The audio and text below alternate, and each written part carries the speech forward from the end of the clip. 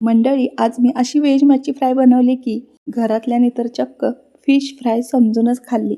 आजची रेसिपी जरा भारीच झाली बरं का मंडळी. आज मी बनवले एकदम भारी भन्नाट व्हेज मच्छी फ्राय.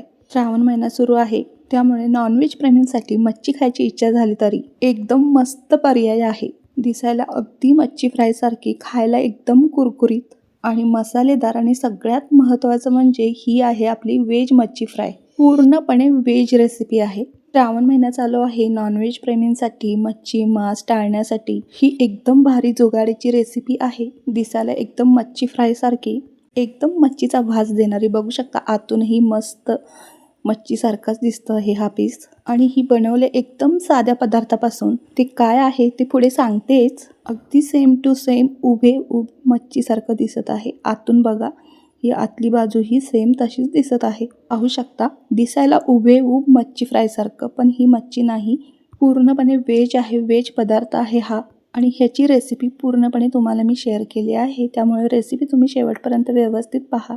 आणि सगळ्यात गंमत म्हणजे हा पदार्थ आपण व्हेज मच्छी फ्राय कशापासून बनवला आहे तर सांगितल्यावर तुमचा विश्वासही बसणार नाही. हा आपण पदार्थ कच्च्या केळीपासून बनवला आहे. मच्छीसारखा दिसणारा हा कुरकुरीत खुसखुशीत पदार्थ ना आपण केळीपासून बनवला आहे.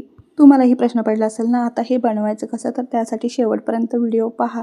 त्याचबरोबर ही रेसिपी तुम्ही कोणत्या भागातून, गावातून, शहरातून पाहत आहात तेही कमेंट करून सांगा. रेसिपी एकदम सोपी आहे, 5 मिनिटात होणारी. तर यासाठी बघा, आपल्याला कच्ची केळी घ्यायची आहेत आणि ते 6 केळी आहेत, त्यापैकी 3 केळी मी घेतलेली आहेत. केळी कोणतीही घेतलेत तरी चालेल, मला आता अशी भेटली ती मी घेतलेली आहे. तुम्ही ते जवारी केळी असतात ना, असे जाड आणि छोटी छोटी, ती घेतलीत तरी चालेल. केळीचे असे आपल्याला काप करून घ्यायचे आहेत. सेम मच्छीसारखे दिसतात असे काप. हे पहा, अशा पद्धतीने सगळ्या केळीचे काप करायचे आहेत आपल्याला उभ्या आकारामध्ये. सुरीने असे तिरके काप करून घ्यायचे आहेत आपल्याला उभे. आणि हे काप आपल्याला जास्त पातळही नाही करायचे आहेत आणि जाडेही नाही, असे मध्यम स्वरूपाचे ठेवायचे आहेत.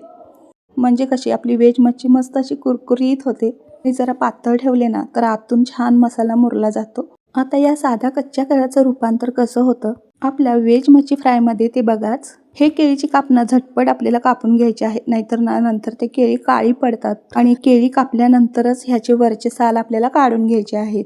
सुरीने एक बाजू काढली की आपोआप ते हाताने सहज निघतात.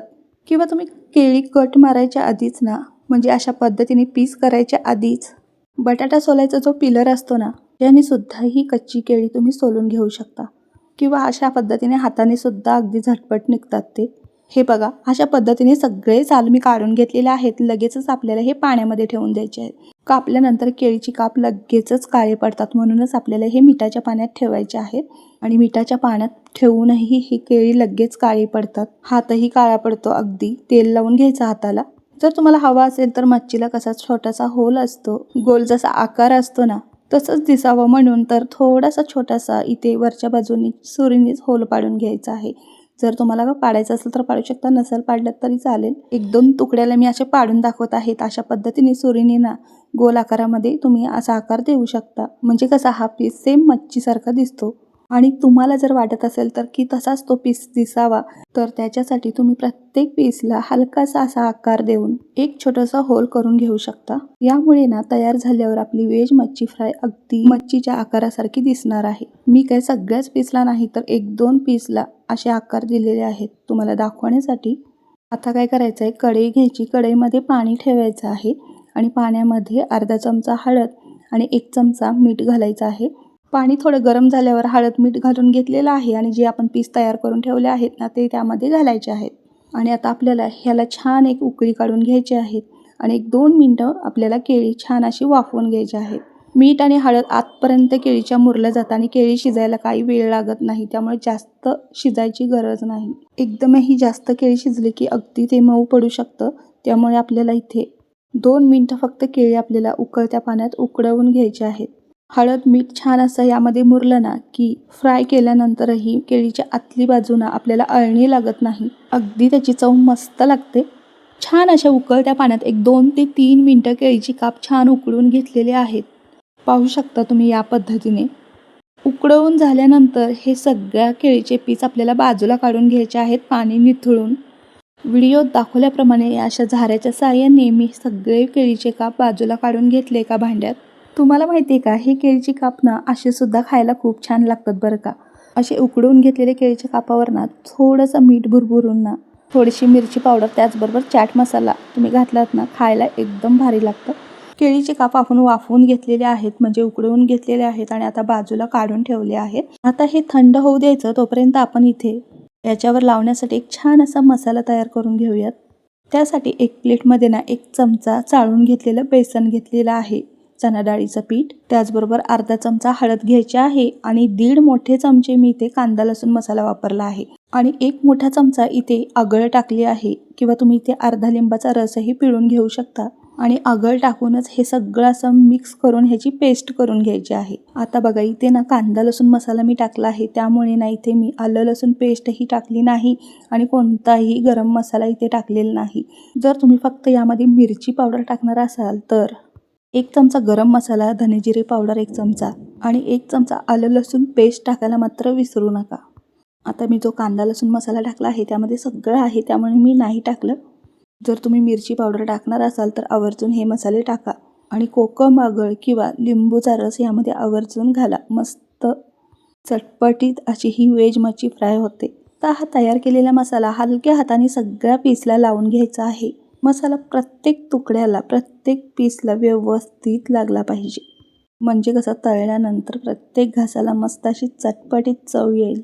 यामध्ये तिखट वगैरे तुम्ही तुमच्या आवडीप्रमाणे टाकू शकता, जसं तुम्हाला तिखट आवडतं त्याप्रमाणे. आता बघा, या सगळ्या पीसला हे अशा पद्धतीने मी मसाला लावून घेतला आहे आणि अर्धा लिंबाचा रस पिळून ना सगळं व्यवस्थित मिक्स करून घेतलं आहे. आणि आता हे 5 मिनिटं असंच मुरवत ठेवूयात. तोपर्यंत आपण पुढचं काम म्हणजे यांना छान कुरकुरीत फ्राय करून घेणं. आणि कुरकुरीत फ्राय होण्यासाठी इथे आपल्याला रवा लागणार आहे.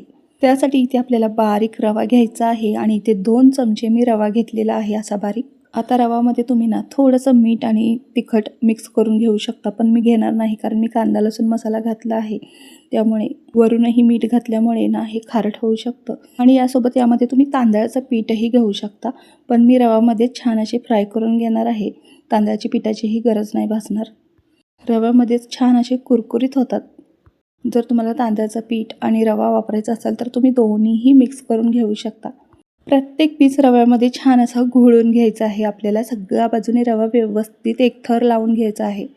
आतमध्ये मसाला तर व्यवस्थित लागला आहे सगळ्या बाजूने. आता वरून फक्त रव्याचं कोटिंग करायचं आहे.